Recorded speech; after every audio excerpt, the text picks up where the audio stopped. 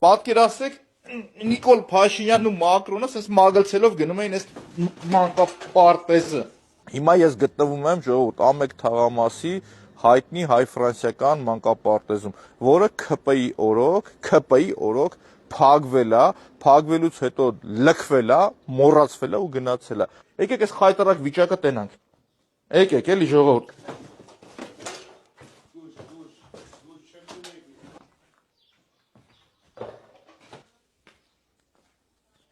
Նիկոլ Փաշինյանեն 5 տարվա մեջ փակել են այս մանկապարտեզը ու վերածել են հասարակական զուգարանի։ Մի հատ մեծաբերանի պես ասում եք մենք մանկապարտեզ ենք սարքելու, եղածը մի քանդ է կարա։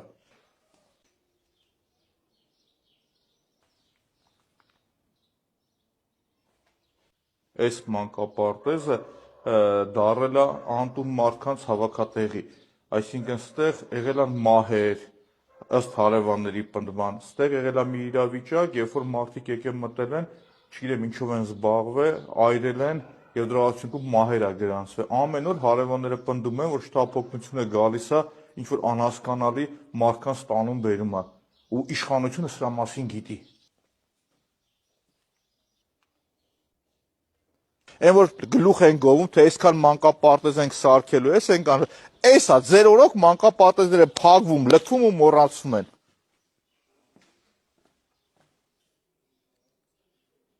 Այս մանկապարտեզը 2018 թվին աշխատող է եղել։ ՔՊ-ի օրոք փակվել է, ջարդվել ու լքվել փողոթողի գնացել են։ Հրաշք իր այգով, հրաշք տարածքով, էլի։ Իրե 400-ը ծառ ստե չորացել են մենակ, հասկանում եք։ Հələ չորացած ծառերի վիճակը նայեք։ Եթե բռնենք, հավաքենք ՔՊ-ին, բերենք, մցնենք ստեղ, իրանք երևի թե կհասկանան։ Այս նաև հարևան բնակչության համար հակասանիտարական վիճակ է։ Այս զզվելի հոտը, տհաճ, այս հակահիգենիկ, չգիտեմ, ահավոր է ժողովուրդ։ Ուրեմն այս մանկապարտեզը հարևան բնակիչները ասում են, որ դարել է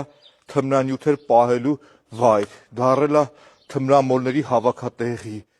Տեսնես ՔՊ-ականներ Նիկոլ Փաշինյան, Մակրոնը, որ իմանար, որ դուք հայ-ֆրանսիական մանկապարտեզին սենց եք վերաբերվում, ձեզ ոնց էր նայելու, եկել եմ հերթական անգամ փաստ եմ արձանագրեմ, որ այս ՔՊ-ականները ոնց չեն սիրում մեր երեխաներին, ոնց չեն սիրում մեր քաղաքը ու ոնց են իրանք խաբե ու գցե մեր ժողովրդին։ Ու հիշեք 15000 երեխա սպասում է հերթին, սպասում է որ գրանցվել է գնա մանկապարտեզ։ Խայտառակության վերջը հունիսի 7-ին բոլորս միասին պետք է դնենք։